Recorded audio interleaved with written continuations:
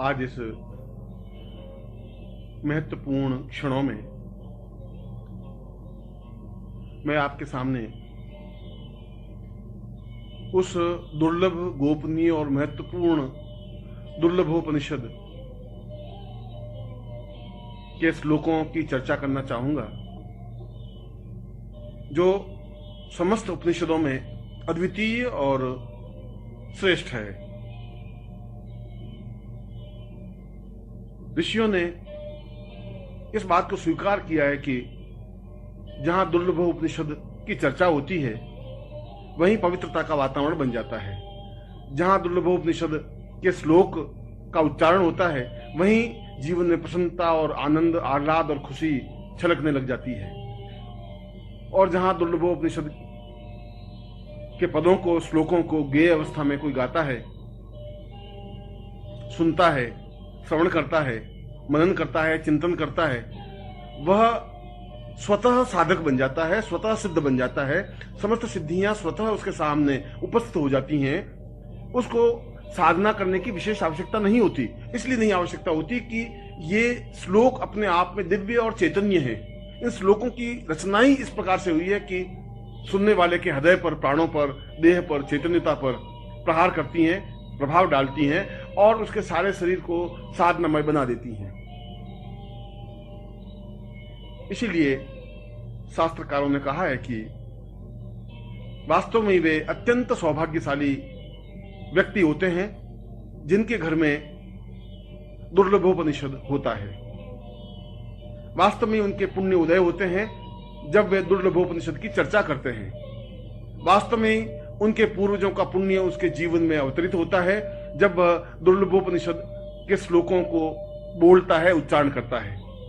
और वास्तव में ही जब उसका सौभाग्य प्रारंभ होता है, जब उसका शुभ फल प्रारंभ होता है, जब उसका अच्छा समय शुरू होता है, तब उसके जीवन में, उसके घर में दुर्लभोपनिषद के श्लोक उच्चरित होते हैं और वह सुनता है।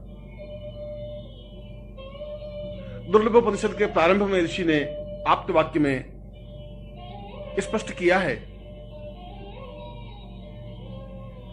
कि साधना और सिद्धियां तो स्वतः प्राप्त हो जाती हैं। उन साधनाओं को और उन सिद्धियों को करने के लिए कोई विशेष प्रयत्न करने की आवश्यकता नहीं है यदि उसने दुर्लभोपनिषद को सुना हो, पढ़ा हो, उच्चरित किया हो और नित्य श्रवण किया हो। और जो 108 दिन तक नित्य दुर्लभोपनिषद की चर्चा करता है या सुनता है, उसको प्रत्येक प्रकार की सिद्धि अपने आप में सिद्ध हो जाती है। वह चाहे महाकाली हो, या वह चाहे महाकाली हो, महालक्ष्मी हो, भैरव हो, यक्ष हो, गंधर्व हो, किन्नर हो, देवता है और किसी प्रकार की साधना या सिद्धि हो। वास्तव में यह एक अद्वितीय और दुर्लभ उपनिषद है जिसको मैं आपके सामने स्पष्ट कर रहा हूं। इसके कुछ महत्वपूर्ण श्लोकों को आपके सामने रख रहा हूं और यह आप लोगों का सौभाग्य है कि आपके घर में दुर्लभोपनिषद है। मगर दुर्लभोपनिषद के प्रारंभ में कहा गया है कि गुरु मुख से उच्चरित दुर्लभोपनिषद ही घर में गेय हो, क्योंकि सीधा संबंध जब गुरु ने बोला और आपके घर में उच्चरित हुआ, इसका तात्पर्य यह हुआ कि गुरु स्वयं आपके घर में अवतरित हुए, आपके घर में आए, बैठे। आपने उनकी वाणी से दुर्लभोपनिषद के श्लोकों को सुना। यह जीवन का सौभाग्य कहा जाता है, यह जीवन की श्रेष्ठता कही जाती है। और मेरे जीवन का अनुभव यह रहा है कि दुर्लभोपनिषद सुनने से और सुनने मात्र से ही आधी से ज्यादा सिद्धि तो स्वतः प्राप्त हो जाती है। इसलिए प्रत्येक व्रत, उपवास, पूजन, अर्चन, चिंतन, चाहे किसी प्रकार की साधना या आरती हो, उससे पहले दुर्लभोपनिषद को अवश्य सुनना चाहिए, अवश्य उच्चरित करना चाहिए, घर में अवश्य बजाना चाहिए और घर के वातावरण को पवित्र और दिव्य बनाना चाहिए। क्योंकि दुर्लभोपनिषद की चर्चा होने से या इसकी आवाज उच्चरित होने से समस्त देवता स्वतः घर में आते ही हैं। समस्त ऋषि उसके घर में पदार्पण करते हैं, उन ऋषियों का आशीर्वाद मिलता है, उन देवताओं का आशीर्वाद प्राप्त होता है। क्योंकि जहां दुर्लभोपनिषद है वहां समस्त देवताएं हैं, वहां समस्त सिद्धियां हैं, वहां समस्त पूर्णताएं हैं, वहां समस्त श्रेष्ठताएं हैं। इसलिए यह उपनिषद अपने आप में गोपनीय रहा। इसलिए यह उपनिषद अपने आप में कम लोगों को ज्ञात हो सका। वशिष्ठ ने स्वयं कहा कि दुर्लभोपनिषद जैसी ग्रंथ और श्लोक तो अपने आप में दूसरे बन ही नहीं सकते। विश्वामित्र ने कहा कि मेरी समस्त साधनाओं का सार दुर्लभोपनिषद है, और शंकराचार्य ने कहा कि मैं जो कुछ हूं उसका आधार दुर्लभोपनिषद है। इसका तात्पर्य यह है कि दुर्लभोपनिषद वास्तव में ही कोई अद्भुत कृति है। इसलिए कृति अद्भुत है कि किसी एक ऋषि ने इस दुर्लभोपनिषद के श्लोकों की रचना नहीं की। समस्त ऋषियों के शरीर से निकले हुए तेज पुंज ने, उस तेज पुंज ने एक आकार ग्रहण किया, एक ब्रह्मत्व ग्रहण किया, और उसके मुख से इन श्लोकों का उच्चारण हुआ। जिस प्रकार से समस्त देवताओं के शरीर से जो तेज पुंज निकला वो भगवती जगदम्बा बनी, ठीक उसी प्रकार से समस्त ऋषियों, योगियों, महर्षियों और गुरुओं के शरीर से जो तेज पुंज प्रकट हुआ, उस तेज पुंज के माध्यम से इस ब्रह्मत्व की देह से यह दुर्लभोपनिषद अवतरित हुआ, उच्चरित हुआ। इसीलिए दुर्लभोपनिषद की महिमा अपने आप में अद्वितीय मानी गई है। दुर्लभोपनिषद अपने आप में गुरु चिंतन है, गुरु मनन है, और जहां हम गुरु शब्द का उच्चारण करते हैं वहां समस्त तीर्थों का उच्चारण करते हैं। जहां गुरु शब्द हमारे ओठों से निकलते हैं वहां समस्त देवताओं का उच्चारण होता है। जहां हमने गुरु बोला वहां स्वयं ब्रह्मा, विष्णु और महेश अवतरित होते ही हैं, क्योंकि गुरु शब्द अपने आप में इतना नगण्य, ओछा और तुच्छ शब्द नहीं है। यदि हम इसकी गरिमा समझें, यदि इसकी महत्ता समझें, यदि इसके मूल्य को आंक सकें, तो अपने आप में यह शब्द दिव्य और पवित्र और उच्च कोटि का है। और इसीलिए इस श्लोक में, इन श्लोकों में गुरु से संबंधित उन पदों की रचना की गई है जो पद, जो श्लोक अपने आप में अद्वितीय हैं। कुछ कुछ श्लोक या कोई श्लोक ऐसे होते हैं, कुछ मंत्र ऐसे होते हैं जिनके उच्चारण मात्र से ही देवता सामने प्रकट हो जाते हैं। ये श्लोक भी वैसे ही हैं। इनके उच्चारण मात्र से ही समस्त देवता स्वयं उच्चारण करता व्यक्ति के सामने उपस्थित होते ही हैं, दृश्य अदृश्य रूप में। समस्त ऋषि, गंधर्व, यक्ष, किन्नर उसके सामने खड़े होते हैं हाथ बांध करके, क्योंकि वहां पर दुर्लभोपनिषद का उच्चारण होता है, क्योंकि वहां दुर्लभोपनिषद को सुना जाता है। और जहां दुर्लभोपनिषद को सुना जाता है या उच्चारण होता है, उसके घर के समान तो देवता का स्वर्ग भी नहीं बन सकता। इंद्र की पुरी भी अपने आप में नगण्य और तुच्छ मानी जाती है, क्योंकि वहां पर गुरु चर्चा होती है, गुरु का चिंतन होता है, गुरु का हृदय का आगार होता है, गुरु के हृदय से भावभूमियां स्पष्ट होती हैं, और हम उन तत्वों को, उन रचनाओं को स्पष्ट करते हैं जिनके माध्यम से हम गुरु पद विन्यास को समझ सकें, गुरु के चिंतन को समझ सकें। और उससे भी बड़ी बात यह है कि समस्त देवताओं और समस्त ऋषियों, समस्त देवर्षियों और समस्त महर्षियों के शरीर के तपोपुंज का समग्र स्वरूप है। इसलिए ये श्लोक सामान्य किसी मनुष्य या देवता का बनाया हुआ नहीं है, किसी ऋषि या यक्ष का बनाया हुआ नहीं है। ये तो अपने आप में एक अद्वितीय चिंतन है, अद्वितीय भावभूमि है, अद्वितीय श्रेष्ठता है। और मैं आज पहली बार उन महान और अद्वितीय श्लोकों को उच्चारण कर रहा हूं, जिससे कि आपका जीवन पवित्र हो सके, दिव्य बन सके, आप सही अर्थों में साधक बन सकें, आप सही अर्थों में पूर्णता प्राप्त कर सकें, आपके घर में पवित्रता का वातावरण बन सके, आपके घर में सुख सौभाग्य आ सके, आपके जीवन की दरिद्रता मिट सके, आपके जीवन के कष्ट और अभाव दूर हो सके, आपके परिवार में एक श्रेष्ठ वातावरण बन सके, और समस्त देवता आपके घर में निवास कर सके, समस्त ऋषि आकर के आपको आशीर्वाद दे सकें, और आपके घर के संताप, आपके घर के दुख, आपके घर की परेशानियां, आपके घर की चिंताएं दूर होकर के आप जीवन में पवित्रता और श्रेष्ठता अनुभव कर सकें, और जीवन में वह सब कुछ प्राप्त कर सकें जो आपके जीवन का लक्ष्य है, जो आपके जीवन का ध्येय है, जो आपके जीवन का उद्देश्य है। और आप जब इन श्लोकों को सुने, बजाएं, अनुभव करें या उच्चारण करें, तब अत्यंत पवित्र और दिव्य भाव मन में ला करके अपने सामने प्रत्यक्ष या चित्र में गुरु के दर्शन करके, उनको पूजा करके, उनकी अर्चना करके, उनके प्रति प्रणम्य होकर के, साष्टांग दंडवत करके अपने आप को गुरु के हृदय से जोड़ते हुए इन श्लोकों को सुने। इन श्लोकों को कानों के माध्यम से अपने हृदय पर, प्राणों में, चेतना में उतारें। घर के समस्त वातावरण में इन श्लोकों का गुंजरण करें।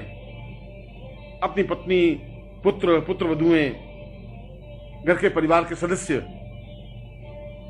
इनको सुने और उनका जीवन भौतिकता से कट करके एक पवित्र बन सके, एक दिव्य बन सके, एक चेतना में बन सके, एक सुसंस्कारित बन सके, बच्चों में अच्छे संस्कार आ सके, बड़ों के प्रति आदर सम्मान उनके हृदय में आ सके, उनके घर में देवता खेल सकें, गणपति, शिव, विष्णु, ब्रह्मा, इंद्र, मरुदगण सभी उनके घर में स्थायी निवास कर सकें, लक्ष्मी और अटूट लक्ष्मी का निवास उसके घर में हो सके। इसलिए तो इस दुर्लभ उपनिषद की रचना हुई है। इसीलिए तो दुर्लभ उपनिषद को जीवन का श्रेष्ठतम उपनिषद माना है। इसलिए तो महर्षियों ने एक स्वर से स्वीकार किया है कि यह मनुष्यों के द्वारा उच्चरित उपनिषद नहीं है, यह तो समस्त योगियों का तपोपुंज स्वरूप है। और मैं उन्हीं श्लोकों को आपके सामने उच्चारण कर रहा हूं, उच्चरित कर रहा हूं।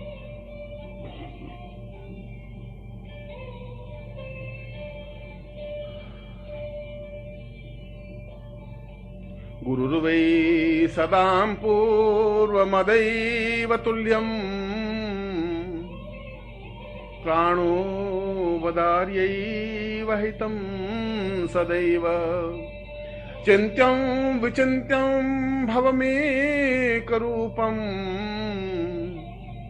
गुरुर्वै शरण्यं गुरुर्वै शरण्यं। मैं इस जीवन में क्यों आया हूं, मेरे जीवन की डोर कहां बंधी हुई है, ईश्वर ने मेरा जन्म क्यों किया है, मैं इस पृथ्वी तल पर क्यों हूं, मेरे जीवन का उद्देश्य, मेरे जीवन का लक्ष्य क्या है, इनको तो केवल गुरुदेव आप ही समझा सकते हैं और कोई समझा भी नहीं सकता। और सभी तो जीवन के बंधन केवल स्वार्थमय बंधन हैं जिनसे मैं जकड़ा हुआ हूं। उन पासों से, उन रस्सियों से, उन रज्जुओं से मैं बंधा हुआ छटपटा रहा हूं, वेदनाग्रस्त हो रहा हूं, अपने आप में दुखी और संतप्त हो रहा हूं, प्रत्येक पल अपने आप में व्यथित होता हुआ निरंतर मृत्यु की ओर अग्रसर हो रहा हूं। मेरे जीवन में सुख नहीं है, मेरे जीवन में चिंतन नहीं है, मेरे जीवन में सौभाग्य नहीं है। मैं समझ नहीं पा रहा हूं कि आखिर मेरे जीवन का उद्देश्य और लक्ष्य क्या है। और मेरे जीवन का उद्देश्य और लक्ष्य केवल अपने जीवन को समझना है और मुझे समझाने के लिए, मुझे यथार्थता से परिचित कराने के लिए केवल संसार में कोई शक्ति, कोई स्वरूप, कोई बिंदु है तो केवल आप हैं। इसीलिए गुरुदेव, मैं अत्यंत भीगे नयनों से, गदगद कंठ से, भाव विवल वक्षस्थल से आपको दंडवत प्रणाम करता हुआ, आपके चरणों को पकड़ता हुआ, आपके चरणों पे अपने सिर को रखता हुआ प्रार्थना करता हूं कि आप मुझे उस मर्म को, उस रहस्य को, उस चिंतन को समझाएं जो मेरे जीवन का उद्देश्य है, जो मेरे जीवन का लक्ष्य है, वो जीवन की पूर्णता है। क्योंकि मैं तो केवल आपका हूं और गुरुदेव आपकी शरण में हूं, और निश्चय ही गुरुदेव केवल और केवल मात्र आपकी शरण में हूं। गुरुवै प्रपन्नार्तवैवां वदैवम् अत्योद्भतां वै प्रहितं सदैव देवोत्तमेव भवतं सहि चिन्त्य रूपम् गुरुर्वै शरण्यं गुरुर्वै शरण्यम्। लोग कह रहे हैं कि मैं देवताओं की आराधना करूं। कौन से देवता की आराधना करूं? हजारों लाखों देवता हैं। मैं किन किन के सामने गिड़गिड़ाऊं, किन के सामने अपनी चौखट पर अपने सिर को फोड़ूं, कहां कहां जाकर के मैं अपनी याचना करूं? मैं दरिद्र भिखारी होकर के किन किन देवताओं के पास भीख मांगता फिरूं, और वे मुझे दे भी क्या सकेंगे? उन देवताओं के पास है भी क्या देने के लिए? वे तो स्वयं आपके सामने हाथ बांधे हुए खड़े हैं।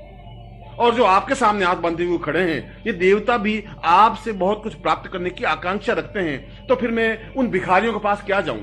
फिर तो मैं आपके पास सीधा आना चाहता हूं, फिर मैं आपके चरणों में बैठना चाहता हूं, फिर मैं आपके सामने उन स्थितियों को प्राप्त करना चाहता हूं जो आपसे प्राप्त हो सकता है। यदि आप देवताओं को देने में समर्थ हैं तो निश्चय ही फिर आप हमें भी देने में समर्थ हैं, मुझे भी देने में समर्थ हैं, क्योंकि मैं देवताओं से परिचित नहीं हूं, न देवता मुझसे परिचित हैं। मैंने देवताओं को देखा नहीं है, मैंने चित्रों के माध्यम से देवता के अंकन को देखा है। हो सकता है वह चित्र सही हो सकता है वह चित्र गलत हो।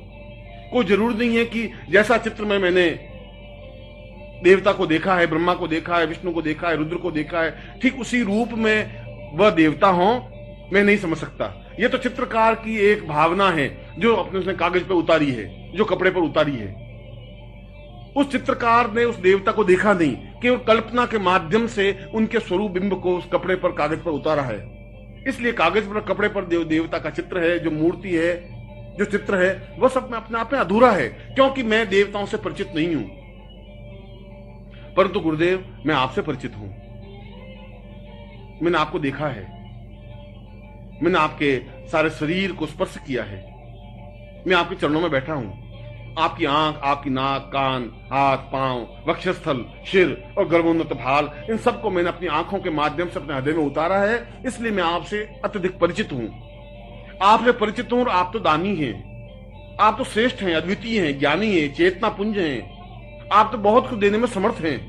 समस्त ब्रह्मांड को जो देने में समर्थ है, वह मेरे अकंचन व्यक्ति को देने के लिए तो उनके लिए कुछ भी असंभव है ही नहीं। अत्यंत सरल और सामान्य सी बात है। इसलिए मैं तो आप में ही समस्त देवताओं को देख रहा हूं। मैं तो देख रहा हूं कि ब्रह्मा, विष्णु, रुद्र समस्त आपके शरीर में समाहित हैं। जहां जहां भी, जिस रोम में भी मेरी दृष्टि पड़ती है, वहां एक नवीन देवता के दर्शन मुझे होते हैं। और ये सारे देवताओं का आगार समूह को जब मैं साक्षात अपने सामने देखता हूं तो मैं भाव विवल हो जाता हूं, गदगद हो जाता हूं, अपने आप में मैं रह नहीं पाता हूं।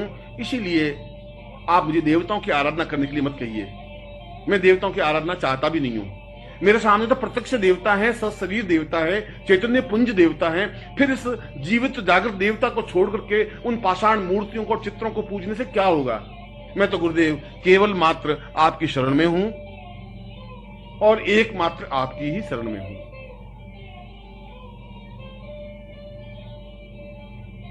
सतम वै सदान्नम देवालयो वै प्रातोर्भवे वै सहितं नदीर्वै पूर्तं परां पूर्णमदैव रूपं गुरुर्वै शरण्यं गुरुर्वै शरण्यम। और मैं काशी और कांची, हरिद्वार और मथुरा तीर्थ स्थलों पर जाकर के भी क्या कर लूंगा। उस गंगा में बार बार डुबकी लगाने से भी क्या हो जाएगा। अगर गंगा में डुबकी लगाने से पवित्र और दिव्य बन जाता तो सारी मछलियां अपने आप में पवित्र और दिव्य बनी हुई हैं, सारे मेढक अपने आप में पवित्र और दिव्य हैं। यदि काशी में रहने से ही जीवन की पूर्णता प्राप्त हो जाती है तो वहां श्वान और खर, कुत्ते और गधे बहुत घूमते हैं, वे सभी अपने आप में पवित्र और दिव्य आत्मा बन जाते हैं। वहां जाने से कुछ नहीं हो सकता, वहां कुछ संभव है ही नहीं। उन देवालयों में तो एक पत्थर की मूर्तियां हैं जो बोल नहीं पाती, जो मेरी बात सुन भी नहीं पाती। उन पत्थरों को मैं कहने से अपने सिर को फोड़ने के बराबर है। वे मेरी बात नहीं सुन पाते, मैं अपनी बात उन तक नहीं पहुंचा सकता, क्योंकि पत्थरों को कहने से कोई लाभ नहीं होता। मेरे लिए हरिद्वार और मथुरा, काशी और कांची अपने आप में नगण्य हैं। मैं तो आपको और आपकी देह को पूर्ण रूप से देवालय मानता हूं। पूरा मंदिर है यह जो मेरे सामने है, और यह मंदिर जो आपकी देह है, यह मंदिर के रूप में है, जो जीवित और जागृत मंदिर है, चैतन्य मंदिर है, चलता फिरता मंदिर है, बोलता हुआ मंदिर है, वाचाल मंदिर है, अपने आप में आशीर्वाद देता हुआ मंदिर है। आपके दोनों पैर इस देवालय के स्तंभ हैं। अच्छे स्तंभों पर यह मंदिर टिका हुआ है और इन स्तंभों पर जो मूर्ति स्थापित है आपके प्राणों की, आपके हृदय की, आपकी चेतना की, वह आपका हृदय स्थल अपने आप में गर्भगृह है। उस गर्भगृह में जाकर के जब मैं खड़ा होता हूं तो मेरा शरीर रोमांचित हो जाता है, भाव विवल हो जाता है, चेतना युक्त हो जाता है, एक एक रोम खड़ा हो जाता है, रोम रोम चीखने लग जाता है, चिल्लाने लग जाता है, पुकारने लग जाता है, और उसके गुरुदेव के अलावा कोई शब्द निकलता नहीं। मेरे आंखों से आंसुओं की धारा बहने लग जाती है, भाव विवल हो जाता हूं, मेरा सारा शरीर थरथराने लग जाता है जब मैं इस जीवित जागृत उस मूर्ति को देखता हूं जो धड़कता है। और इस गर्भगृह में जो मूर्ति है, जो हृदय है, जो प्राण है, जो आपका ये शरीर है, वो अपने आप में इतना स्पंदनशील है, अपने आप में आह्लाद कारक है, उसको देखते ही मेरे सारे शरीर में स्फुरण हो जाता है, सारे शरीर में चेतना आ जाती है, सारे शरीर में ओजस्विता आ जाती है। ऐसा लगता है कि मेरा सारा शरीर अपने आप में प्रसन्नता के आवेग में उछलने लग गया है। और इस गर्भगृह के ऊपर जहां मूल मूर्ति स्थापित है, जहां आपका हृदय है, इसके ऊपर आपके शिर के रूप में शिखर है, जो मंदिरों के ऊपर शिखर होता है। उस शिखर को देख करके ही ऊंचाई का भाव होता है, हिमालय का भाव होता है। आपका गर्भोन्नत सिर, आपका दर्पयुक्त सिर, आपका दीदीप्यमान सिर, लाट, भाल, आंखें, नेत्र, आपका मुंह, आपकी जिह्वा, आपका सारा शरीर और आपका चेहरा अपने आप में उस मंदिर के उस शिखर की तरह है, जिनको देखने से अपने आप में पवित्रता का अवगाहन होता है। ऐसा लगता है उसको देखने से कि जैसे हजार हजार तीर्थों में मैंने स्नान कर लिया हो। ऐसा लगता है कि जैसे मैंने सब सातों समुद्रों में स्नान कर लिया हो, अवगाहन कर लिया हो। ऐसा लगता है कि स्वयं गंगा आकर के मुझे स्नान करा के चली गई है। और जहां पर आपके नेत्रों की कृपा वृष्टि होती है, जहां नेत्रों से निकल करके जो आनंद की वर्षा होती है, वह तो वही समझ सकता है जो आपके पास में खड़ा होकर के उस कृपा दृष्टि से भीगा है, उस कृपा के आनंद से भीगा है, आपके नेत्रों से निकलते हुए आनंद में वर्षा की है। उसके समान तो धन्य कुछ हो ही नहीं सकता, उसके समान तो कोई व्यक्ति हो ही नहीं सकता। बहुत अपने आप में एक अद्वितीय चिंतन है, अद्वितीय धारणा है। मैं इस जीवित जागृत मस्तिष्क युक्त, शिखर युक्त, इस गर्भगृह युक्त, इस स्तंभ युक्त, इस चलते फिरते इस मंदिर को छोड़ करके और किस मंदिर में जाऊं? विश्वनाथ का मंदिर और मथुरा का मंदिर, कृष्ण और राम का मंदिर और अन्य मंदिर मेरे लिए क्या उपयोगी है, कैसे उपयोगी है? उन मंदिरों से मुझे क्या मिलने वाला है? यदि मैं इस मंदिर को नहीं समझ सका, यदि मैं इस मंदिर की पूजा नहीं कर सका, यदि इस मंदिर को स्वच्छ और पवित्र और दिव्य नहीं रख सका, इस मंदिर में सेवा शुश्रूषा नहीं कर सका, तो फिर मेरा सब कुछ जानना व्यर्थ है। क्योंकि इस मंदिर में समस्त देवता निवास करते हैं। इस मंदिर को देखने के लिए तो देवता तरसते हैं, इस मंदिर को स्पर्श करने के लिए देवता अपने आप को न्योछावर करने के लिए तत्पर हैं। गुरुदेव, आप मुझे किसी नदी और किसी तीर्थ और किसी मानसरोवर, किसी गंगा और किसी हरिद्वार और किसी समुद्र के पास जाने की आज्ञा मत दीजिए। मुझे उसमें कोई मोह नहीं है। वे तो व्यर्थ पानी के बहाव हैं, वे तो मछलियों के एक सागर हैं, वे तो खारा समुद्र है, वह तो केवल एक झील है, निर्जीव, जो बोल नहीं सकती। मुझे ऐसे कोई तीर्थों में जाने से न प्रयोजन है, न आवश्यकता है, क्योंकि जहां समस्त तीर्थों का स्नान मैं केवल आपके नेत्रों से निकलती हुई कृपा से कर सकता हूं, तो इससे बड़ा सौभाग्यशाली तो कुछ हो ही नहीं सकता। वास्तव में मैं सौभाग्यशाली हूं।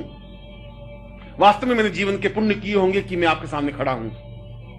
वास्तव में मेरे पुण्यों का उदय हुआ होगा कि आप सजीव रूप में मेरे सामने हैं और मैं इस पीढ़ी में, इस युग में आपके सामने उपस्थित हूं। वास्तव में आपके नेत्रों की वर्षा से मैं आप्लावित हूं। वास्तव में आपके नेत्रों से जो आनंद की वर्षा होती है उससे भीगा हुआ अपने आप में अत्यंत मस्ती के साथ नाच रहा हूं, अपने आप में छलछला रहा हूं, अपने आप में कूद रहा हूं, उछल रहा हूं, आनंद से भर उठा हूं, क्योंकि गुरुदेव मैं केवल आपकी शरण में हूं। क्योंकि गुरुदेव केवल और केवल मात्र मैं आपकी ही शरण में हूं। अदोर्यम वदेवम चिंत्यम सहेतम पूर्वोत्तरूपम चरणम सदेयम आत्मोस्वतां पूर्वमदैव चिंत्यम गुरुर्वै शरण्यम गुरुर्वै शरण्यम। वो तो मूर्ख और मूढ़ होगा जो आपके चरण छोड़ करके इधर उधर भटकता होगा। उसके पाप ही उसके बीच में आए होंगे जो आपकी दृष्टि से ओझल होता होगा। उसका जीवन का दुर्भाग्य होगा कि वो आपसे दूर खड़ा होकर के भी सांस ले रहा होगा। आपसे दूर रहकर के सांस लेने की कल्पना ही अपने आप में आश्चर्यजनक है। जिस प्रकार से समुद्र से और नदी से मछली को बाहर निकालने के बाद जिस प्रकार से मछली तड़प कर मर जाती है, उस प्रकार से आपसे अलग होकर के मर क्यों नहीं जाते? तड़प करके समाप्त क्यों नहीं हो जाते? जिंदा रहने का हक क्या है, अधिकार क्या है? जिस प्रकार से बिना चांद को देखे चकोर अपने सिर को फोड़ करके समाप्त हो जाता है, उसी प्रकार से हम सिर के फोड़ के समाप्त क्यों नहीं हो जाते? आपका वियोग हम कैसे सहन कर सकते हैं? ये कैसे संभव है कि आप दूर हो और हमारे प्राण हमारे शरीर में टिके रह सकें? ऐसे प्राणों की जरूरत भी नहीं है। ये प्राण तो व्यर्थ हैं, तुच्छ हैं। अपने आप में ऐसा लग रहा है कि जैसे मुर्दा शरीर में धड़क रहे हो। मुझे ऐसा शरीर नहीं चाहिए गुरुदेव, मुझे ऐसे प्राण भी नहीं चाहिए, मुझे ऐसी धड़कन भी नहीं चाहिए जो धड़कना बंद नहीं कर देती हो। उस धड़कन का महत्व और मूल्य क्या है जो केवल एक धड़क करके जिंदा रह जाती है? आप हो तो जीवन है, आप हैं तो संसार है, आप है तो खुशियां हैं, प्रसन्नता है, आह्लाद है, श्रेष्ठता है और दिव्यता है। और अगर आप नहीं हैं और मैं जीवित रहूं, यह मेरे जीवन का दुर्भाग्य है, यह मेरे जीवन की न्यूनता है, यह मेरे जीवन का अभाव है। वास्तव में मैंने कोई पाप किए होंगे कि मैं आपके वियोग को सहन करते भी जीवित हूं। वास्तव में मेरे जीवन के दुर्भाग्य होंगे कि आप नहीं हैं और मैं सांस ले रहा हूं। वास्तव में मेरे जीवन का ये न्यूनता है कि बिना आपके भी मैं सांस ले रहा हूं, खाना खा रहा हूं, पानी पी रहा हूं और चल रहा हूं। मैं मर क्यों नहीं जाता? मुझे समझ में नहीं आता कि मृत्यु मुझे दबोच क्यों नहीं लेती, समाप्ति क्यों नहीं कर लेती? क्योंकि मरने के बाद कम से कम मैं आपके पास तो रह सकूंगा, मरने के बाद मैं आपके चरणों लिपट तो सकूंगा, मैं आप में अनुरक्त तो हो सकूंगा, मैं आप में अपने आप को लीन तो कर सकूंगा। क्योंकि जहां पर भी मेरी मृत्यु हो, वहां से मेरी राख, मेरे देह की राख उड़ करके आपके चरणों में गिरे और उस राख पर आपके पांव पड़े। इससे ज्यादा सौभाग्य मेरे जीवन का क्या हो सकता है? मैं ऐसी देह नहीं चाहता, मैं ऐसा हृदय भी नहीं चाहता, मैं ऐसे प्राणों को नहीं चाहता जो आपके वियोग में, जो आपके अनुपस्थिति में जीवित रह सके, जागृत रह सके, स्पंदनशील हो सके, धड़क सके। ऐसे हृदय से कोई मतलब नहीं है। मैं तो आपको देखना चाहता हूं, मैं तो आपके पास रहना चाहता हूं। मैं तो हर क्षण चकोर जिस प्रकार चांद को देखता रहता है, उसी प्रकार से मैं आपको देखता रहना चाहता हूं। मैं तो हर क्षण एक पपीहे की तरह केवल गुरु गुरु शब्द को उच्चारण करना चाहता हूं। हर क्षण आप मेरी आंखों में बसे रहें, हर क्षण मेरी आप कल्पना में बने रहें, हर क्षण मेरी हृदय की प्रत्येक धड़कन के साथ गुरु शब्द का उच्चारण हो, मेरा प्रत्येक शब्द गुरुमय हो, मेरा प्रत्येक चिंतन गुरुमय हो, मेरा रोम रोम आवाज दे सके गुरु गुरु, और इसके अलावा और किसी शब्द का मुझे ज्ञान नहीं हो। न मुझे गायत्री मंत्र की जरूरत है, न किसी काली मंत्र की, न लक्ष्मी मंत्र की, और किसी मंत्र की मेरी आवश्यकता है ही नहीं। क्योंकि जो मंत्रों में सर्वश्रेष्ठ और अद्वितीय मंत्र यदि गुरु मंत्र मेरे पास हैं, तो उससे श्रेष्ठ मंत्र और क्या हो सकता है? जहां परम तत्वाय नारायणाय गुरुभ्यो नमः है, वहां सब कुछ जीवन का श्रेष्ठता है, अद्वितीयता है, श्रेष्ठता है। और इसीलिए मैं चाहता हूं कि वे सारे क्षण जो मेरी जिंदगी में प्रभु ने मुझे दिए हैं, वे क्षण आपके साथ व्यतीत हों, आपके लिए व्यतीत हों। मेरा शरीर आपके काम आ सके, मैं आपके चरणों से लिपट सकूं, मैं आपकी देह से सुवासित हो सकूं, मैं आपकी सुगंध से आप्लावित हो सकूं, मैं चकोर की तरह आपको बराबर टकटकी लगाकर ताकता रह सकूं। और यदि आपसे विरह होना ही पड़े, आपसे अलग होना ही पड़े, तो मछली की तरह तड़फ करके मर जाऊं, कुरंग की तरह उस पत्थर पर सिर फोड़ करके अपने आप को समाप्त कर दूं और मृत्यु मुझे प्राप्त हो जाए, ऐसा मैं चाहता हूं। मैं तो आपसे ऐसा आशीर्वाद चाहता हूं कि मैं एक क्षण भी आपकी जुदाई सहन नहीं कर सकूं।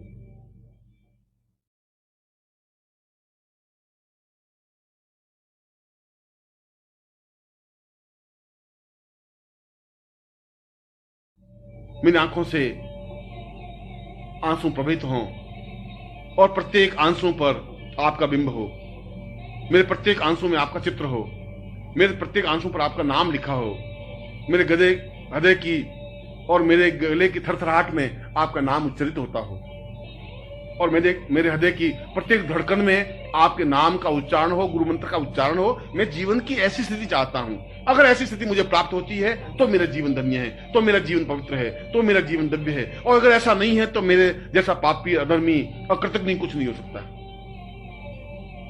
आप मुझे आशीर्वाद दें तो मुझे ऐसा आशीर्वाद दें, आप मुझ पर कृपा करें तो ऐसी कृपा करें कि मैं हर क्षण आपके पास रह सकूं, आपकी वाणी को सुन सकूं, आपके शब्दों को अपने हृदय में उतार सकूं। मैं एक टक आपको ही देखता रहना चाहता हूं, मैं एक टक आपको अपनी आंखों के माध्यम से पी लेना चाहता हूं, मैं एक टक आप में समाहित हो जाना चाहता हूं, एक रस हो जाना चाहता हूं, आप में लीन हो जाना चाहता हूं। क्योंकि गुरुदेव मैं आपकी शरण में हूं और केवल मात्र आपकी शरण में हूं। मैं आपको दुर्लभोपनिषद के कुछ श्लोकों को सुना रहा था, उच्चारित कर रहा था। उन ऋषियों के पुंज ने दुर्लभोपनिषद में अत्यंत गर्वित होकर के कहा है, चैतन्य रूपम अपरम सदैव प्राणोदवेवं चरणं सदैव सतीर्थो सदैवं भवतं वदैवं गुरुर्वै शरण्यं गुरुर्वै शरण्यं। और लोगों ने अनुभव किया हो या नहीं किया हो, मगर मैं तो आपके शरीर का एक हिस्सा हूं, एक शरीर का पार्ट हूं, एक शरीर का एक अंग हूं। मैंने अनुभव किया है कि आप हिमालय से भी महान, गर्वयुक्त और सागर से भी समान विशाल हैं। सागर आपके सामने बहुत तुच्छ है, नगण्य है। हिमालय बहुत बौना है। आपका गर्वोन्नत भार हिमालय से भी बहुत ऊंचाई की ओर उठा हुआ है। और जब मैं अपना सिर उठा करके ऊंचाई की ओर देखता हूं तो मेरी आंखें चौंधिया जाती हैं। मैं समझ नहीं पाता हूं कि इतना अद्वितीय श्रेष्ठतम इस गर्वोन्नत भाल को मैं अपनी आंखों के माध्यम से कैसे समाहित कर सकूंगा। मैं जब आपके वक्षस्थल को देखता हूं तो ऐसा लगता है कि जैसे पूरा समुद्र हिलोरे मार रहा हो, ठाठे मार रहा हो। उस वक्षस्थल में अपने सिर को छुपा लेना चाहता हूं।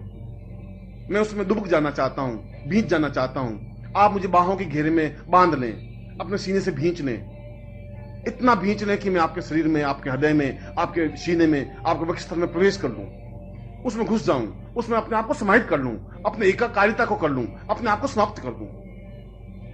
जहां मुझे सुख मिल सकेगा, जहां मुझे सौभाग्य मिल सकेगा, जहां मुझे तृप्ति मिल सकेगी, जहां मुझे पूर्णता प्राप्त हो सकेगी।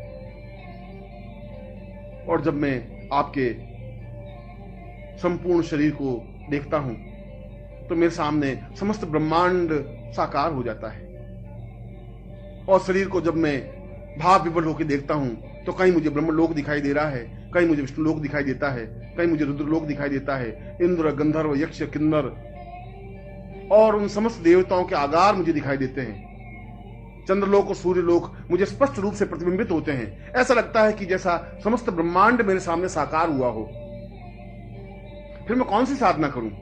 उस ब्रह्मांड साधना करने से मुझे क्या लाभ हो पाएगा? उस ब्रह्मांड साधना से तो एक एक लोक करके देख पाऊंगा। यहां तो मैं समस्त ब्रह्मांड को एक साथ देखने की प्रयत्न करता हूं और सारा ब्रह्मांड मेरे सामने साकार है, तेज पुंज है, स्वरूपमय है। जब मैं आपके सिर को देखता हूं तो एक अलग ब्रह्मांड दिखाई देता है। जब मैं आपके नेत्रों को देखता हूं तो सूर्यलोक और चंद्रलोक स्पष्ट रूप से दिखाई देते हैं। जब मैं आपके मुस्कुराते हुए बिंब को, चेहरे को और मुस्कुराहट को देखता हूं तो ऐसा लगता है कि जैसे सारा ब्रह्मांड खिलखिला रहा हो, मुस्कुराहट रहा हो। और इस पूरे ब्रह्मांड को जब मैं अपने सामने खड़ा देखता हूं तो मैं तो अपने आप को बहुत छोटा, नगण्य और बौना सा अनुभव करता हूं। ऐसा लगता है कि जैसे इस पूरे ब्रह्मांड में मेरा अस्तित्व कहां है, जहां हजारों हजारों ऋषि हैं, योगी हैं, गंधर्व हैं, किन्नर हैं, देवता हैं, ब्रह्मा हैं, विष्णु हैं, महेश हैं, वशिष्ठ हैं, विश्वामित्र हैं, गर्ग, अत्रि, कणाद, पुलस्त्य ऋषि हैं। इन समस्त देवताओं ऋषियों के बीच में मेरा अस्तित्व कहां है? मैं तो बहुत एक छोटा सा, अत्यंत छोटे से कण की तरह दिखाई देता हूं। उसके बावजूद भी इस कण को आपने अपनाया। इससे बड़ा सौभाग्य क्या हो सकता है? इस कण पर आपकी कृपा दृष्टि हुई, इससे बड़ा सौभाग्य और क्या हो सकता है? आपने इस कण पर हाथ रखा, यह मेरे जीवन का अहोभाव है, सौभाग्य है। आपने इस कण को अपनाया, यह मेरे पूर्व जन्म के पुण्यों का उदय है। मुझे अपने आप में गर्व है कि मैं उस ब्रह्मांड का एक हिस्सा बन सका। उस ब्रह्मांड की कृपा दृष्टि मुझ पर अवतरित हो सकी, उस ब्रह्मांड की वर्षा मेरे ऊपर हो सकी और मैं उसमें अवगाहन कर सका। आपकी और मेरी तो कोई तुलना हो ही नहीं सकती। हजारों हजारों जन्म लेने के बाद भी मैं आपके बराबर और आपके बराबर चिंतन कर ही नहीं सकता। एक कण की और एक विशाल पृथ्वी की कोई तुलना नहीं हो सकती। एक बूंद और एक समुद्र की तुलना नहीं हो सकती। एक दीपक और एक सूर्य की तुलना नहीं हो सकती। ठीक उसी प्रकार से मेरी और आपकी तुलना करना ही व्यर्थ है, तुच्छ है, नगण्य है, मूर्खता है, मेरा ओछापन है। मैं तो अगर इस पूरे ब्रह्मांड का एक छोटा सा कण भी बना रह सकूं तो ये बहुत बड़ी उपलब्धि है कि इस ब्रह्मांड में मेरा कण अस्तित्व युक्त है। और उससे भी बड़ा सौभाग्य यह है कि इस कण पर आपकी कृपा दृष्टि है, इस कण को आप परिचित हैं, इस कण पर आपकी कृपा दृष्टि हुई है, इस कण ने आनंद का अनुभव किया है। इससे बड़ा सौभाग्य और मुझे क्या चाहिए। और जब मैं पूर्ण भावनाओं के साथ आपके चरणों पर झुकता हूं तो मुझे वे चरण दिखाई नहीं देते, मुझे तो वहां विश्वनाथ की नगरी दिखाई देती है, मुझे तो वहां सोमनाथ मंदिर दिखाई देता है, मुझे तो वहां काशी और कांची, हरिद्वार और मथुरा दिखाई देती है। समस्त तीर्थ मुझे अपने आप दिखाई देते हैं। मुझे तो इन चरणों को अगर मैं आंसुओं से जब भिगोता हूं तो मुझे सामने ब्रह्मा, विष्णु और महेश दिखाई देते हैं, रुद्र दिखाई देते हैं, इंद्र दिखाई देते हैं। वह केवल चरण ही नहीं है, वे तो अपने आप में संपूर्ण देवलोक हैं। और जब मैं नेत्रों के माध्यम से, आंसुओं के माध्यम से उन चरणों को प्रक्षालित करता हूं तो ऐसा लगता है कि जैसे समस्त देवताओं की पूजा अर्चना एक साथ कर ली हो, समस्त सिद्धियों की पूजा एक साथ कर ली हो। वास्तव में ही आपका यह अद्वितीय शरीर, गर्भोन्नत भाल, तीक्ष्ण और सुंदर आंखें, नुकीली नाक और अद्वितीय मुस्कुराहट मुझे पागल कर देती है। मैं खो जाता हूं इस मुस्कुराहट में, मैं भूल नहीं पाता इस मुस्कुराहट के एक कण को भी। मैं कहीं भी होता हूं तो मुस्कुराहट मेरा पीछा करती है। हर क्षण इस मुस्कुराहट में अपने आप को निमग्न करता रहता हूं। हर क्षण इच्छा होती है कि मैं दौड़ूं और आपके पास आऊं और आपको देखूं, इस मुस्कुराहट में अपने आप को निमग्न कर दूं। और जब मैं आपके वक्षस्थल को देखता हूं तो ऐसा लगता है कि जैसे संपूर्ण हिमालय अवतरित होकर के सामने खड़ा हो गया हो।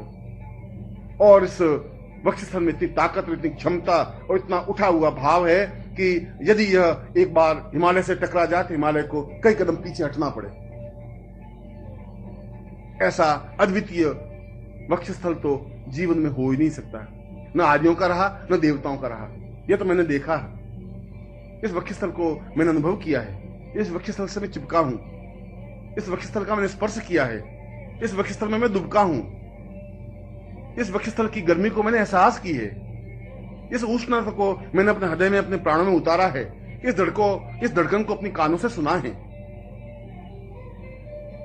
और आपके लंबे आजानु बाहु अपने आप में ताकत और प्रभुता के परिचायक हैं। ऐसा लगता है कि स्वयं इंद्र अपने सामने खड़ा हो गया हो। ऐसा लगता है कि पूर्ण ऐश्वर्य क्षमता के साथ खड़े हों। और आपके चरण तो समस्त तीर्थों का आगार है, समस्त देवालयों का आधार है, समस्त ब्रह्मांड के ऋषि और मुनियों का एक आधारभूत पूंजी स्वरूप है। वास्तव में ही आपका वरदहस्त, आपकी कृपा, आपकी श्रेष्ठता और आपकी अद्वितीयता को वर्णन नहीं किया जा सकता। मैं एक मुंह से नहीं, अगर सहस्त्रनाग हजार मुंह से भी आपके गुणों को स्पष्ट करें तो वह भी अपने हजार मुंह से आपको नहीं कह सकते। अगर पूरी पृथ्वी को कागज बना दिया जाए और उस पर आपके गुणों को लिखा जाए तो वह धरती बहुत छोटी बनकर रह जाएगी, फिर भी आपके गुण पूर्ण नहीं हो सकते। मैं तो एक अकिंचन हूं, एक दरिद्री हूं, शब्दों का भिखारी हूं। मैं आपके वर्णन कर ही नहीं सकता, मगर मैं तो आपको एकटक देख सकता हूं। मैं तो इन आंखों के माध्यम से आपको हृदय में उतार सकता हूं।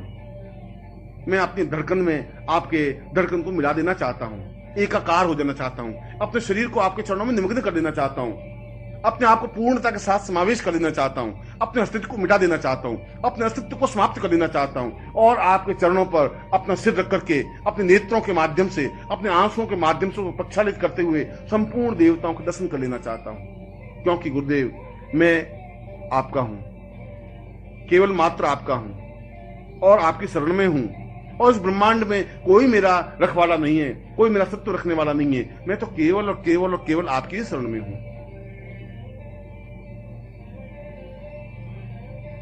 चैतन्य रूपम भवतं सदैव ज्ञानोर्थवासं सहितं तदेवं देवो तथान् पूर्वमदैव शक्तिं गुरुर्वै शरण्यम, गुरुर्वै शरण्यम।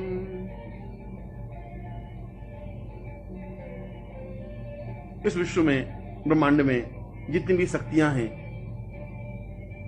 वह चाहे महाकाली हो, वह चाहे महासरस्वती हो, वह चाहे महालक्ष्मी हो, वह चाहे बगलामुखी हो, वह चाहे धूमावती हो, वह चाहे छिन्नमस्ता हो, चाहे जगदम्बा हो, किसी भी प्रकार की कोई शक्ति हो, मैं तो आपके सामने उनको अठखेलियां करते हुए देखता हूं। मैं देखता हूं कि वे आपके सामने नृत्य कर रही हैं। मैं देखता हूं कि वे आपकी कृपा कटाक्ष पाने के लिए प्रयत्नशील हैं। वे स्वयं टुकुर टुकुर आपकी ओर निहारती रहती हैं कि कब आपकी नजर उठे, कब आपकी दृष्टि उठे, कब आप उन पर कृपावृष्टि करें, कब वे धन्य हों। और जब मैं ये सब कुछ देखता हूं तो मैं ये समझता हूं कि आपको छोड़ करके और कौन सी साधना मेरे लिए उपयुक्त है, कौन सी शक्ति चाहिए, कौन सी साधना चाहिए। तारा मंत्र से क्या हो जाएगा, काली मंत्र का उच्चारण करने से क्या होगा, एंग रिंग क्लिंग चामुंडा विच्चे जगदम्बा का मंत्र उच्चारण करने से, नवाण मंत्र जपने से क्या हो जाएगा। ये सब तो मैं आपके सामने नृत्य करते हुए देख रहा हूं। ये सारे गंधर्व, ये सारे यक्ष, ये सारे किन्नर, ये सारे देवता जब नृत्य करते हुए आपके सामने मैं अनुभव करता हूं तो समझता हूं कि आपसे बड़ा और देवत्व क्या हो सकता है, आपके बड़ा और पुरुषत्व क्या हो सकता है। आप तो जीवन का एक पुंजीभूत स्वरूप हैं, ब्रह्मांड का एक पार्श्व हैं, चैतन्य स्वरूप हैं, अपने आप में समग्र हैं। और मैं जब आपको देखता हूं तो ऐसा लगता है कि जैसे समस्त ब्रह्मांड को मैं अपने आप में आत्मसात किया हुआ हूं। सारा ब्रह्मांड मेरे हृदय में अवतरित हो जाता है, मेरा हृदय अपने आप में धड़कने लग जाता है, चैतन्य हो जाता है, मेरा सारा शरीर थरथराने लग जाता है। मैं अपने आप में पूर्ण कुंडलिनी जागरण और क्रिया योग से दीक्षित हो जाता हूं। सारा शरीर अपने आप में ऊंचा उठ जाता है, अपने आप में तपस्वी बन जाता हूं, पूर्णता युक्त बन जाता हूं। और सही अर्थों में देखा जाए तो मैं वशिष्ठ, विश्वामित्र, अत्रि, कणाद बन जाता हूं। मैं इंद्र और मरुदगण बन जाता हूं, मैं विष्णु और रुद्र बन जाता हूं, क्योंकि वे सब तो एक नगण्य आपके सामने खड़े हैं। जिस प्रकार से मैं खड़ा हूं उसी प्रकार से ये सारी शक्तियां, ये सारे देवता, ये सारे यक्ष, ये सारे गंधर्व, ये सारे किन्नर मैं अपनी आंखों से खड़े खड़े देख रहा हूं। इसलिए गुरुदेव, उनके समान तो मैं भी बन गया हूं। ये हो सकता है कि वे आगे हों, मैं थोड़ा पीछे रुका हुआ हूं। हो सकता है कि उनके मेरे बीच में फासला हो, मगर उनकी कृपा दृष्टि, यदि आपकी कृपा दृष्टि उन पर है तो आपकी कृपा दृष्टि उनसे भी पहले मेरे ऊपर है। और ये मेरे लिए सौभाग्य की बात है, ये मेरे लिए प्रसन्नता की बात है, ये मेरे आह्लाद की बात है। और मंत्रों को और पुस्तकों में लिखे हुए मंत्रों को मैं क्या करूं, उन मंत्रों के माध्यम से क्या हो जाएगा। वे मंत्र तो एक निर्जीव शब्द हैं, उन शब्दों को ठेल करके आगे बढ़ाऊं भी तो उससे क्या लाभ हो जाएगा। मुझे मंत्र नहीं चाहिए, मुझे तंत्र नहीं चाहिए, मुझे योग दर्शन और मीमांसा नहीं चाहिए। आपके मुंह से निकला हुआ प्रत्येक शब्द अपने आप में मंत्र है। आपके मुंह से निकला हुआ प्रत्येक शब्द अपने आप में मेरे लिए आज्ञा है, मेरे लिए तंत्र है। यदि मैं उन शब्दों का पालन कर लेता हूं, यदि उन शब्दों को अपने हृदय में उतार देता हूं, यदि उन शब्दों का पालन करता हुआ उनकी आज्ञा का पालन कर लेता हूं, तो अपने आप में तंत्र मेरे सामने साकार, स्पष्ट और पूर्णता के साथ स्पष्ट हो जाएगा। अपने आप में मंत्र अपने आप में पूर्ण चैतन्य युक्त बन जाएगा। यदि मैं आपके शरीर को स्पर्श कर लेता हूं तो सारे योग की भाव भूमियां अपने आप मेरे शरीर में अवतरित हो जाएंगी। जब मैं आपके शरीर को स्पर्श करता हूं तो सारे शरीर में एक विद्युत प्रवाह सा अनुभव होता है। ऐसा लगता है कि जैसे बहुत जोरों से मैं उछल गया हूं, ब्रह्मांड में एक कूदने लग गया हूं, क्योंकि उस तेजस्विता को मैं अपने हृदय में, अपने शरीर में अनुभव करने लगता हूं। इसीलिए तो मुझे न मंत्र की आवश्यकता है, न तंत्र की, न दर्शन की, न योग की, न मीमांसा की, न किसी प्रकार की साधना की, न किसी प्रकार की सिद्धियों की। मैं सिद्धियों को लेकर क्या करूंगा जब मेरे जीवन की पूर्णता, मेरे जीवन का उद्देश्य, मेरे जीवन का लक्ष्य आपके चरणों में अपने आप को मिटा देना है, अस्तित्वमय बना देना है। तब फिर उन मंत्रों और साधनाओं, काली और महालक्ष्मी और सरस्वती से क्या हो जाएगा, उस बल्लामुखी और छिन्नमस्ता से क्या हो जाएगा, उस देवता और ब्रह्मा और विष्णु महेश से क्या हो जाएगा। वे तो मेरे सामने अत्यंत महत्वपूर्ण नहीं रह गए हैं। जब मैंने आपको देखा है, जब मैं समुद्र को देखा है, तो फिर बूंद को देख करके क्या करूंगा। जब मैं पूरे आकाश को देखा है तो एक छोटे से तारे को टिमटिमाते हुए देख करके भी क्या कर लूंगा। जब मैं वसंत को अपने सामने अनुभव किया है तो एक छोटे सुगंध को झोंके से क्या हो जाएगा। गुरुदेव, मैं तो केवल इतना जानता हूं कि मैं आपका हूं। मैं केवल इतना ही मंत्र जानता हूं कि केवल आप और आपकी कृपा दृष्टि ही है। मैं तो केवल इतनी भावना जानता हूं कि, इतनी साधना जानता हूं कि मैं आपके शरण में हूं, और मैं केवल इतना ही तंत्र मंत्र योग और दर्शन जानता हूं कि मैं केवल और केवल मात्र आपकी शरण में हूं। न तातो वतान्यै न मातम न भ्रातम न देहो वदान्यै पत्निर्वतैमं न जानामि वित्तं न वृत्ति न रूपम गुरुर्वै शरण्यं गुरुर्वै शरण्यम। मैं न माता को जानता हूं न पिता को जानता हूं, क्योंकि वे तो स्वार्थमय स्वरूप में संबंध हैं। पिता इसलिए मुझे पुत्र कहते हैं कि मैं उनके जीवन में काम आ सकूं।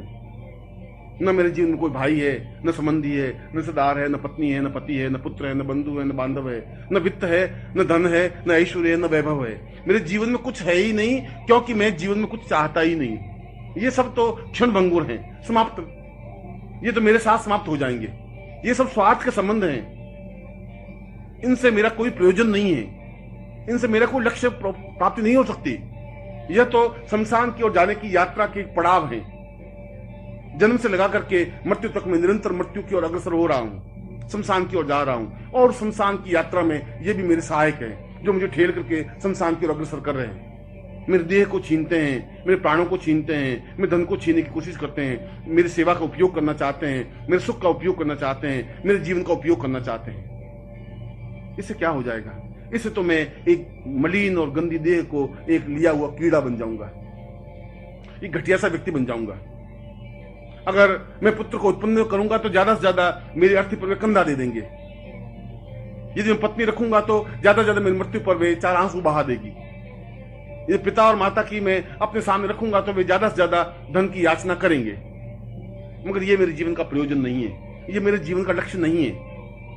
मैं उस जगह खड़ा हूं जब यहां सब ये सब तुच्छ हैं। आखिर जीवन का कोई न कोई क्षण तो ऐसा आता है जब ये सब तुच्छ लगने लगते हैं। हिमालय के सामने जाते हैं तो एक बड़ा पत्थर भी कंकर की तरह दिखाई देने लग जाता है। जब मैं आपके सामने उपस्थित हुआ हूं तो ये सारे संबंध मुझे बेमानी और बहुत छोटे से लगने लगे हैं, बहुत तुच्छ लगने लगे हैं, अस्तित्वहीन लगने लगे हैं, क्योंकि मैं इन संबंधों से जीवित नहीं रहना चाहता। मैं किसी का पुत्र, मैं किसी का पति, मैं किसी की पत्नी, मैं किसी का बंधु, मैं किसी का सखा बनकर के जिंदा नहीं रहना चाहता। इन बंधनों से मैं स्वतंत्र नहीं बन सकता। ये बंधन तो मेरे अभिशाप हैं, ये पांवों की बेड़ियां हैं, ये मुझे जकड़े हुए हैं। मेरी सांसों पर इनका नियंत्रण है, मेरी आत्मा पर इनका नियंत्रण है। मेरे प्राणों को दबोच लिया है। मैं समाज में घुट करके रह गया हूं, एक अंधियारी कोठरी में मैं भटक रहा हूं जिसका कोई द्वार नहीं है, और जहां पर भी मैं ठेलता हूं वहां मेरा सिर फूट जाता है। जिधर भी मैं दरवाजा ढूंढने की कोशिश करता हूं वहां मेरा सिर फूट करके रक्त निकलने लग जाता है, और मैं बदहवास सा इधर से उधर, आगे से पीछे की ओर भटकता रहता हूं। चारों तरफ अंधेरा है, घनघोर अंधेरा। इस अंधेरे में, इस समाज में, इस अंधेरे के अलावा मुझे कुछ दिया ही नहीं है। भूख और प्यास और बाधाएं और परेशानियां, आलोचनाएं और गंदगी के अलावा इस समाज ने मुझे कुछ नहीं दिया। घटियापन और तुच्छता के अलावा मेरे परिवार ने मुझे कुछ नहीं दिया।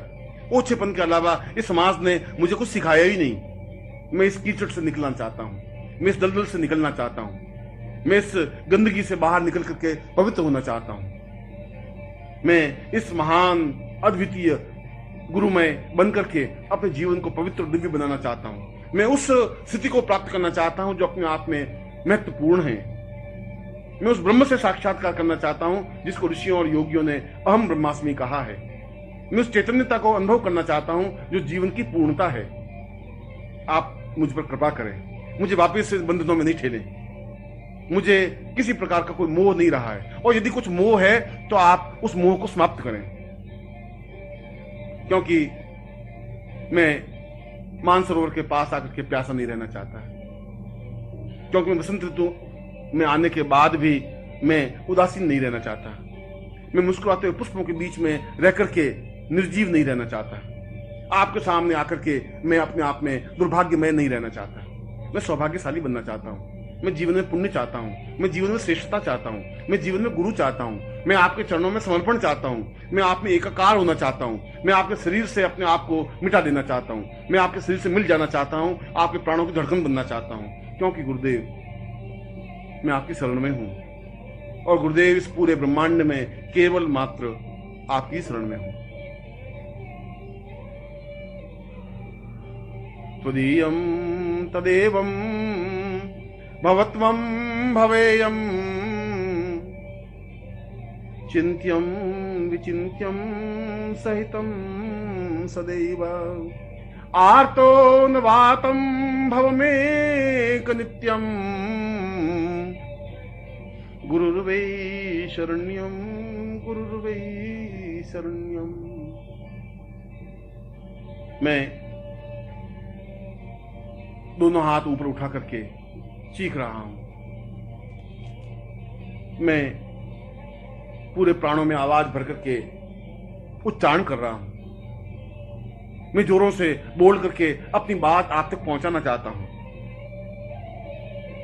मेरा सारा शरीर थर थर कांप रहा है, मेरी आंखों से आंसू प्रवहित हैं, मेरे मुंह से बोल नहीं निकल पा रहा है, मेरा गला गदगद हो गया है और सारे शरीर के रोम रोम अपने आप में आवाज निकालने लग गए हैं, चीखने लग गए हैं, चिल्लाने लग गए हैं। मैं अपने आपे में नहीं रहा हूं, मैं अपने आप में थरथराहट अनुभव कर रहा हूं। मैं ऐसा लगता हूं कि जैसे मैं एक ऐसी बूंद हूं जो अंगारे पर पड़ी है और छन्न के साथ खत्म हो जाती है। ऐसा लगता है कि जैसे मैं बादल का टुकड़ा हूं और किसी पहाड़ से टकरा करके समाप्त हो जाना चाहता हूं। मैं तो ऐसा कण बनना चाहता हूं जो आपसे टकराए और पूर्णता को प्राप्त कर ले। मैं आपको पाना चाहता हूं, मैं आप में एकाकार होना चाहता हूं, मैं आप में एकाग्र होना चाहता हूं, आप में लीन होना चाहता हूं। और यदि ऐसा मेरे जीवन में नहीं हो सका तो इस जीवन को व्यर्थ है, इस जीवन का कोई अर्थ नहीं है, इस जीवन का कोई मकसद नहीं है, इस जीवन का कोई मूल्य नहीं है। यह तो अपने आप में शमशान की यात्रा का एक पड़ाव है, जिस लाश को मैं अपने कंधे पर ढोता हुआ शमशान की ओर बढ़ रहा हूं। ऐसे जीवन से क्या मूल्य हो जाएगा? क्या मेरी चीखों का, मेरी आवाजों का, मेरे शब्दों का आप पर कोई प्रभाव नहीं पड़ रहा है? क्या मैं गदगद कंठ से बोल रहा हूं, आपका हृदय नहीं पसीज रहा है? क्या मैं आर्तनाद कर रहा हूं और आपके हृदय पर कोई प्रभाव नहीं पड़ रहा है? जरूर पड़ रहा होगा, जरूर कोई दुर्भाग्य होगा कि आप मुझे आगे बढ़कर अपना नहीं रहे, जरूर मुझ में कुछ न्यूनता होगी कि आपकी कृपा दृष्टि मेरे ऊपर हो नहीं रही है, जरूर मेरे पाप मेरे सामने खड़े हो जाते होंगे जो आपके और मेरे बीच में पर्दा डाल रहे हैं। परंतु इस पर्दे को तो आप ही दूर करेंगे। मुझ में इतनी ताकत, इतनी क्षमता नहीं है कि मैं पापों को धकेल सकूं। मुझ में इतनी क्षमता नहीं है कि मैं इस पर्दे को, इस बीच के अंधकार को दूर कर सकूं। मुझे और कोई साधना, कोई सिद्धि आती भी नहीं है, मुझे और कोई मंत्र का ज्ञान ही नहीं है। मुझे तो केवल एक ही शब्द, एक ही मंत्र आता है जिसको गुरु कहा जाता है। मुझे तो केवल एक ही प्रकार का मंत्र सीखा है कि मैं गुरुदेव आपकी शरण में हूं और गुरुदेव केवल मात्र मैं आपकी शरण में हूं। अवतम सदैवं भवतं सदैवं ज्ञानं सदैवं चिन्त्यं सदैवं पूर्णं सदैवं अवतं सदैवं गुरुर्वै शरण्यं गुरुर्वै शरण्यं। कई कई जन्मों से आपका मेरा साथ रहा है, कई कई जन्मों से आपने मुझे झकझोर करके सही रास्ते पर खड़ा किया है, कई कई जन्मों से आपने मेरे हृदय को टहोक करके आगे बढ़ने की ओर प्रेरित किया है। हर बार आपने मुझे समझाया है, हर बार आपने मुझे चेतना दी है, हर बार मेरे प्राणों को जागृत किया है, हर बार मुझे चेतना और समझ और ज्ञान और बुद्धि और विवेक दिया है। हर बार आपने मुझे यह बताया है कि जीवन की पूर्णता क्या है, और उसके बावजूद भी मैं अज्ञानी हूं, बुद्धि से ग्रस्त हूं, बुद्धि मेरे ऊपर हावी है। आपको मैं समझ नहीं पा रहा हूं, इसलिए समझ नहीं पा रहा हूं कि आप हर क्षण बदल जाते हैं, हर क्षण एक नवीन स्वरूप मेरे सामने खड़े हो जाते हैं। इतने इतने रूप आप मेरे सामने खड़े कर लेते हैं कि मैं एक स्वरूप को पकड़ता हूं तो फिर दूसरा स्वरूप सामने आता है, दूसरे स्वरूप को पकड़ता हूं, तीसरा और चौथा और पांचवा स्वरूप सामने आ जाता है। मैं नहीं समझ पा रहा कि कौन से स्वरूप को मैं समझूं। मैं अज्ञानी हूं और ज्यों ही मैं समझने की कोशिश करता हूं त्यों ही आप माया का पर्दा आपके और मेरे बीच में डाल देते हैं। आप तो बहुत और अजीब तरह का खेल खेलते रहते हैं और मैं फिर आपको सामान्य मानव समझ लेता हूं, फिर मैं आपको हार्ड मास का व्यक्ति समझ लेता हूं, फिर मैं अपने आप को समझने की कोशिश करता हूं और मैं आपको समझने की कोशिश करता हूं, फिर मैं समझता हूं कि ये तो मेरे ही जैसा मनुष्य है। फिर उस माया के आवरण में लिप्त होता हुआ मैं उसी जगह जाके खड़ा हो जाता हूं जहां से मैं चला था। प्रभु ऐसा मत करे, ये बार बार मेरी परीक्षा मत ले, बार बार माया के आवरण में मुझे मत डालिए, बार बार मुझे धक्का करके पीछे मत हटाइए, क्योंकि मुझ में किसी प्रकार का बल, ताकत, साहस, क्षमता नहीं है। मैं तो एक नगण्य हूं, तुच्छ हूं। अपने आप में मुझ में कोई ज्ञान और चेतना नहीं है। यदि आप मेरे ऊपर कृपा कर सके तो मेरी बुद्धि को समाप्त करें। यदि आपकी कृपा कटाक्ष मेरे ऊपर है तो आप मेरी भावनाओं को जागृत करें। यदि आप कुछ मुझे समझते हैं तो मुझे बुला करके अपने सीने से लगाएं, अपने वक्षस्थल से चिपकाएं। मैं आपके धड़कन को अपने जीवन में उतार सकूं, मैं अपने प्राणों को पूर्णता के साथ एकाकार कर सकूं, मैं आप में निमग्न हो सकूं, अपने आप में आप लीन कर सकूं, आपका और मेरा अस्तित्व नहीं रहे। बूंद पूरी तरह से समुद्र में विसर्जित हो जाए, वायु का झोंका पूरी तरह सुगंध में और पूरी तरह से प्रवाहित हो जाए, मेघखंड पूरी तरह से सागर में मिल जाए। मैं दूसरी प्रकार से आप में लीन हो जाना चाहता हूं, क्योंकि मेरा एकमात्र सहारा और अवलंब गुरुदेव आप हैं। मैं आपकी शरण में हूं, केवल मात्र आपकी शरण में हूं। वस्तुतः यह दुर्लभोपनिषद जीवन का एक सौभाग्यदायक काव्य है। मैं आपको हृदय से आशीर्वाद देता हूं कि आप अपने जीवन में गुरुमय हो सकें, गुरु में निमग्न हो सकें, अपने जीवन को विसर्जित करते हुए पूर्णत्व को प्राप्त कर सकें और जीवन में वह सब कुछ प्राप्त कर सकें जो इस दुर्लभ उपनिषद ने स्पष्ट किया है। मैं आपको ऐसा ही आशीर्वाद दे रहा हूं।